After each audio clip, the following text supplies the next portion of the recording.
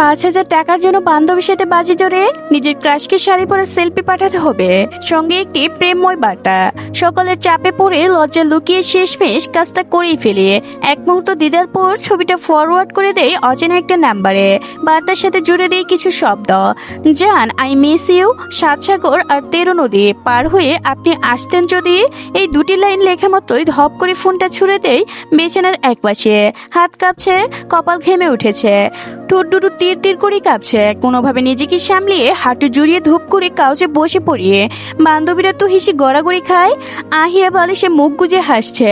নীলা video করতে ব্যস্ত, কিন্তু আমার মন ভার হয়ে আসে, কারণ তারা জানে না যে বার্তাটা কাকে পাঠিয়েছি। তার ক্রাশ কোনো সাধারণ কেউ নয়, সে একজন প্রভাবশালী স্বরাষ্ট্রমন্ত্রীর ছেলে, ছাত্র সংগঠনের কেন্দ্রীয় সভাপতি। গুঞ্জ উঠেছে খুব শীঘ্রই সে স্বরাষ্ট্রমন্ত্রীর পদ দখলে আসবে। রাজনীতি আমার কখনোই পছন্দ ছিল না, কিন্তু আহাদ রাজা মীরকে প্রথম দিন ক্যাম্পাসে দেখে যেন কোথায় হারিয়ে গিয়েছিলাম। তার রিজার্ভ আচরণ দেখে চোখের তীব্র আত্মবিশ্বাস আর চলার ভঙ্গিমা সব মিলিয়ে আহাদের মধ্যে ছিল এক ধরনের নিঃশব্দ প্রবল আকর্ষণ। শব্দ নয়, দৃষ্টি দিয়েই সে আমি কথা বলে, আর সেই দৃষ্টির ভিতরে আমি ডুবে গিয়েছিলাম নিঃশব্দে। বন্ধুরা জানে না এই বিষয়টা, জানে না আমার ভালো লাগার মানুষটা ঠিক কতটা প্রভাবশালী, তাই তারা হেসে উড়িয়ে দেয় সবকিছু। কিন্তু আমি জানি এই খেলার পরিমাণ একটা খেলাচ্ছন্নের শেষ নেওয়া হওয়া হতে পারে। বড় কনফারেন্স টেবিল ঘিরে বসিয়েছেন দলের কেন্দ্রীয় নেতারা। আলোচনায় বিষয় গুরুতর সামরিক ক্যাম্পাস আন্দোলন, জেলা কমিটি পুনর্গঠন। প্রিয় আশা এই তরুণ নেতা এখন কেন্দ্রীয় সভাপতির দায়িত্বে। তার চোখের কানে এখনো শহরের রাজপথ, জনগণের নিরাপত্তা আর সাংগঠনিক সত্তার কঠিন ছায়া। তবে হঠাৎ টুং একটি মৃদু শব্দে কেঁপে ওঠে তার মোবাইল। আলোচনায় ডুবে থাকা আহাদ রাজা ব্রু সামান্য কুঁচকে যায়। বিরক্তি লুকিয়ে রেখে সে ফোনটা অপেক্ষা করতে চায়, কিন্তু কয়েক সেকেন্ডের ব্যবধানে টুং টুং আরো দুটি বার্তা এসে এবার আর সহ্য হয় না। সে ফোনটা হাতে নেয়।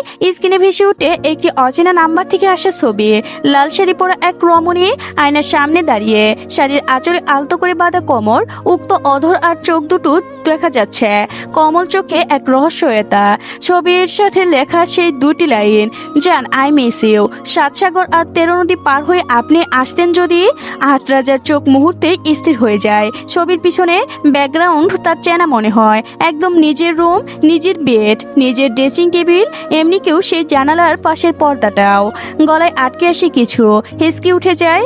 গলা খুসখুস করে কয়েকবার কাশি দেয়। সামনে রেখা পানির গ্লাসটা তুলে এক চুমুক দেয়। পাশে বসে তার সহকারী শাহিন একটু ঝুঁকে ভারে ফোনের নজর রাখে। এক পলক তাকাতে আহাদ রাজা ফোনটা ঘুরিয়ে দেয়। শাহিন কৌতূহলে বলে উঠে, ভাই আপনি ঠিক আছেন তো? আহাদ ধীরে মাথা নাড়ে। একরাশ ভাবনায় ঢেকে যায় চোখ। সে কি ঠিক দেখেছে? এটা কি তারই রুম? তার রুমে রমণীর আগমন কোথা থেকে ঘটলো?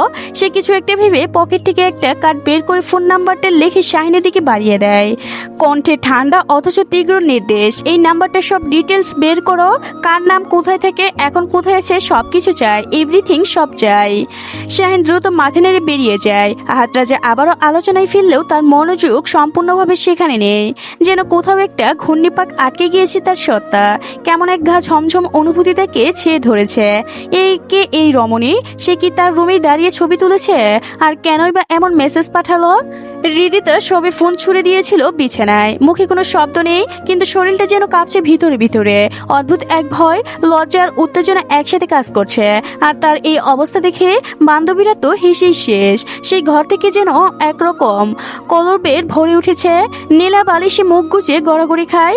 হৃদিতকে আমি বিশ্বাস করতে পারছি না, তুই আসলেই ছবি পাঠিয়ে দিলি, তাও পেট উক্ত করে। আনিকা তো হাসতে হাসতে খাট থেকে গড়িয়ে পড়বে বলে। ক্রাশ তো আজ ক্রাশ করবে তোকে দেখে। রক্ত ইসমান হয় তার হৃদয়। হৃদির মুখে কোনো চোখে হালকা রাগ, গালে লজ্জায় লাল ছায়া, কণ্ঠে তীব্র অনুতাপের মিশ্রণ। শাড়ির আঁচল খুলতে খুলতে বলল, তোদের পাল্লায় পড়ি জানি না কোন দিন আমার গর্দান যাবে। আর আমি এখন এক মুহূর্ত থাকবো না এখানে। শাড়ির আঁচলটা ছুড়ে দিয়ে চেয়ারের পিঠে সে নিজের ব্যাগটা গোছাতে শুরু করে। আহিয়া ব্রুকুসকে বলে, আরে আজকেই তো প্রথম এলি আমার বাসায়, এখনই চলে যাবি? খাবারটা অন্তত খেয়ে যা। নীলা তাড়াহুড়ি করে বলে উঠল, আরে আমরাও তো এখনো ইনক্রুজ হাফ নোট শেষ করি নাই, প্লিজ আর একটু থাক না রিদিতা বেকের চেন টেনে গভীর গলায় বলল, তোদের যা খুশি কর, আমি গেলাম।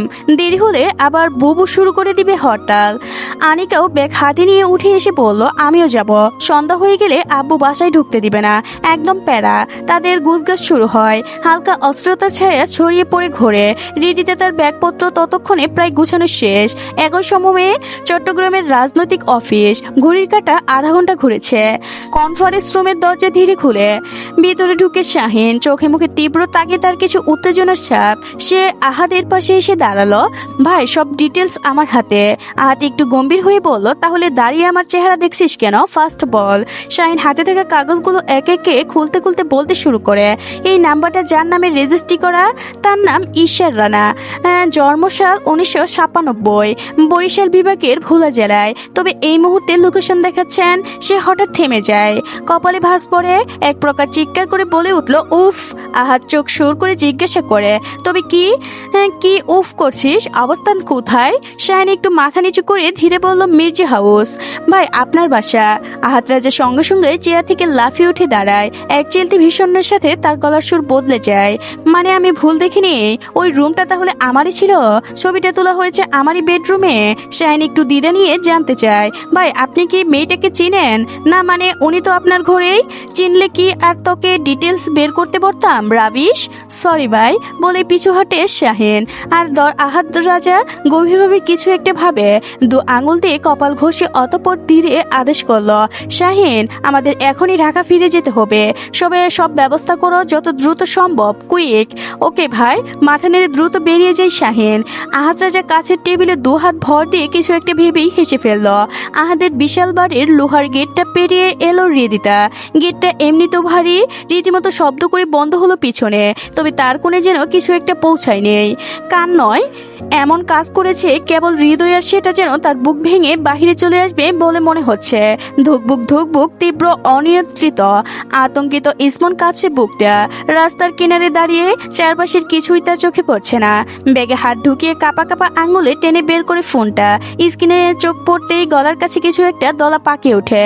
সেদিন কলেজের অফিস রুমে গিয়েছিল ছুটি চাইতে, আর তখনই টেবিলের ওপর একটা কার্ড পায় আহাদ রাজা মেয়ের। সে আবেগের বসে নাম্বারটা কালেক্ট করেছিল, তবে ভাবেনি সেই নাম্বার কখনো মেসেজ করবে।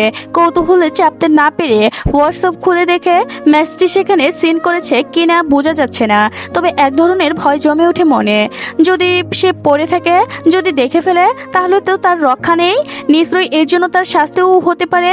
সে একটা ঢুক গলাই করে হৃদিতে বুঝতে পারে অপর প্রান্তের লোকটি তারই মতো, হয়তো লাস্ট সিন অফ করে রেখেছেন, তাই নিঃসৃত হওয়ার সম্ভব না। সে গভীর শ্বাস নেয়।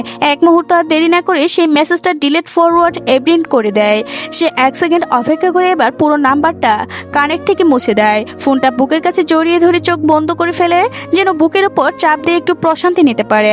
একটা দীর্ঘ নিঃশ্বাস, নীরব নিঃশ্বাস বেরিয়ে আসে ঠোঁটের ফাঁক দিয়ে।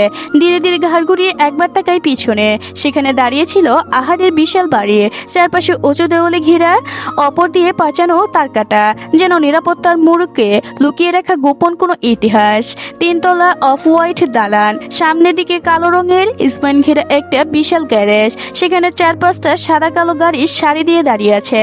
সামনে সুইমিং পুল, আর ছাদের ধারে জাতীয় পতাকা। বাগানে সাজানো বিদেশি গাছপালা সারি সারি করে। সবচেয়ে চোখে পড়ে গেটের পাশে সাদা পাথরের ফুল কিটে, যেখানে চকচকে রূপালী অক্ষরে খোদাই করা মির্জা হাউস। সে তো পাথরের ওপর রোদ পড়ে এখনো ঝলমল করছে নামটা।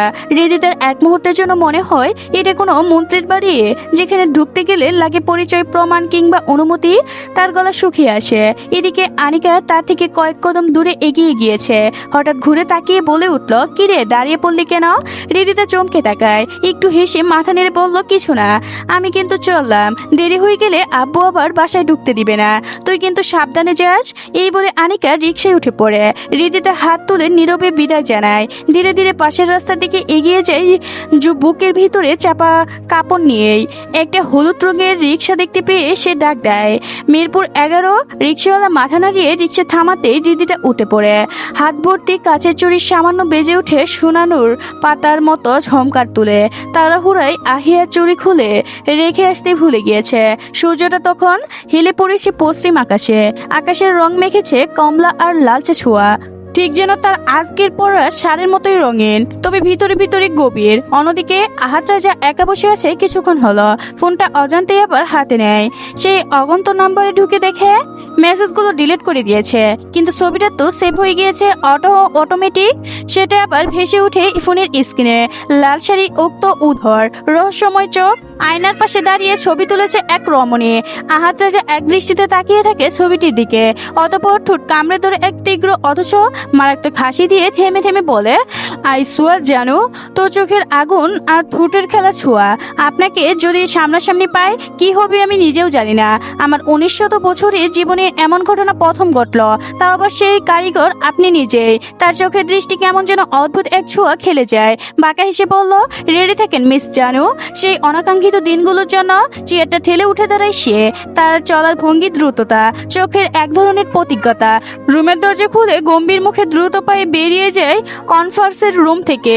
তো আজকের গল্পটি এ পর্যন্ত শেষ হয়ে গেল। গল্পটি যদি ভালো লাগে অবশ্যই কমেন্ট করে জানাবেন, আর যদি নাও ভালো লাগে তাও বলবেন। গল্পটি আর দেব না। ধন্যবাদ সবাইকে, ভালো থাকবেন।